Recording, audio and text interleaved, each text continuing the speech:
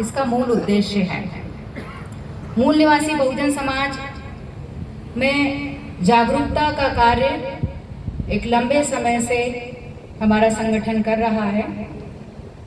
जागरूकता का सामान्य अर्थ है जगाना या जाग जाना या जानना, लेकिन वास्तव में इसका जो विशेष अर्थ है, जो इसका जो गहन अर्थ है, वो है चेतना जागृत करना या चेतना हासिल करना।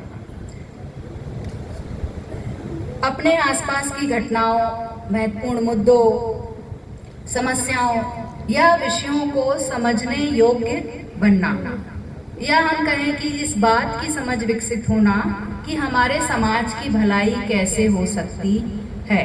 हमारे समाज के महापुरुषों की विचारधारा को मूल निवासी समाज के प्रत्येक व्यक्ति तक हम कैसे पहुंचाएं। तो इस विचारधारा को पहुंचाने के लिए जो हमारा BS4 जो अभियान है, इसने इस आंदोलन को सफलता के एक नए शिखर पर स्थापित किया।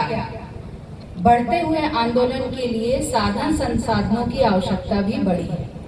अब ये साधन जो है वो है हमारे कार्यकर्ता, और संसाधन जो है वो हमारे इस अभियान को, हमारे इस आंदोलन को और विस्तारित करने के लिए, सफल बनाने के लिए जो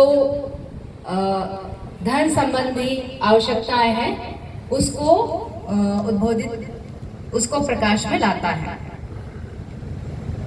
हमारा जो संगठन है वो समाज में नैतिक मूल्यों के लिए कार्य कर रहा है। नैतिक मूल्य वे मूल्य जो बाबा साहेब ने संविधान में रेखांकित किए हैं, मुख्य रूप से समानता, स्वतंत्रता, बंधुता और न्याय। उन्होंने अपने कार्यों के माध्यम से, अपने लेखन के माध्यम से ये हमारे समाज को बताया है कि हमारा जो समाज है वो समानता, स्वतंत्रता, बंधुत्व और न्याय पर आधारित होना चाहिए। क्योंकि उस समय की जो व्यवस्थाएं थी उसमें ये चीजें लुप्त थी ही नहीं। इसीलिए उन्होंने जिन मूल्यों को स्थापित किया है, हमें उन मूल्यों को प्राप्त करने के लिए आंदोलन चलाना है। जो समानता है वो बड़ा विवादित सा रहा है, हालांकि हर तरह से समानता स्थापित नहीं हो सकती। उन्होंने संविधान में रेखांकित किया है कि सभी को अवसर की समानता प्राप्त होनी चाहिए। अर्थात आप जहाँ भी हैं, जैसी भी स्थिति में हैं, आपको अपनी उन्नति करने के लिए, अपना विकास करने के लिए अवसर समान रूप से मिलने चाहिए। वहाँ पर उसमें कोई भेदभाव नहीं होना चाहिए। तो जो समानता का व्यवहार है, समाज में समानता का व्यवहार है, हमारा जो मूल निवासी समाज है, सबसे बड़ी दुखद की बात तो यही है कि हमारे मूल निवासी समाज में ही कुछ जातियां या कुछ लोग ऐसे हैं जो अपने ही लोगों से असमान व्यवहार करते हैं।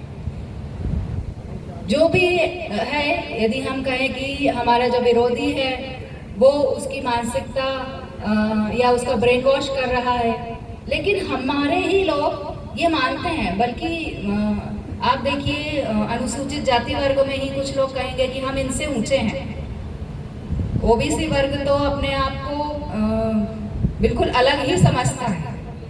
ये व्यवहार में हम सभी महसूस करते हैं। आप जब कभी किसी से बात करेंगे, किसी मुद्दे पर बात करेंगे, तो वो अपने आप को सामान्य वर्ग कि हम इनसे अलग हैं, ये आरक्षित वर्ग है। इस प्रकार की जो मानसिकता है, इसको हमें अपने आंदोलन के माध्यम से समाप्त करने, दूर करने की आवश्यकता है। जो समानता स्थापित करने में सबसे बड़ा अवरोध है जाति व्यवस्था। जाति व्यवस्था ही हमें एक सूत्र में बांधने से रोकती है। तो हमें आज आवश्यकता है कि हम इस व्यवस्था को धीरे धीरे जो इसके जो नियम हैं उनको धीरे धीरे ना मानते हुए उनको शिथिल करें। दूसरा जो नैतिक मूल्य है वो है स्वतंत्रता। हम स्वतंत्रता की जब भी बात करते हैं तो हमारे मन में या लोगों के मन में एक ही बात आती है कि 1947 में हम अंग्रेजों से स्वतंत्र हो गए। लेकिन वास्तव में क्या हम स्वतंत्र हैं? क्या हमारा समाज उस स्वतंत्रता का पूरा उपयोग कर पा रहा है? ये गहन चिंतन का विषय है, क्योंकि हम विदेशी शक्तियों से स्वतंत्र हो गए, किंतु हमारे यहाँ जो हमें मानसिक रूप से गुलाम बनाए हुई हैं, उन शक्तियों से अभी तक हम संघर्ष कर रहे हैं। और ये संघर्ष मुझे लगता है बहुत लंबा चला है और इसमें कब सफलता मिलेगी, जब हमारा प्रयास किस तरह का और कितना होगा उस पर ये निर्भर करता है। सबसे बड़ी बात है कि हमारे मूल निवासी समाज को स्वतंत्रता का अर्थ समझना होगा। किस तरह की स्वतंत्रता? हम अभी भी उन पाखंडों में, दूसरी उस सोच में, वो जो गुलामी वाली मानसिकता की सोच में जकड़े हुए हैं। हम खुद अभी उससे निकले नहीं, हमारा समाज उससे अभी मुक्त नहीं हुआ है। क्यों नहीं हुआ है? शिक्षा तो आज काफी विस्तार हो चुका है, लेकिन फिर भी बहुत सारी बातें हैं जिनको हम छोड़ नहीं पाए हैं। उन पाखंडों को नहीं छोड़ पाए हैं, उस मानसिकता को नहीं छोड़ पाए हैं जहां हम अपने आप को दूसरों से कमतर समझते हैं। हम खुद ही समझते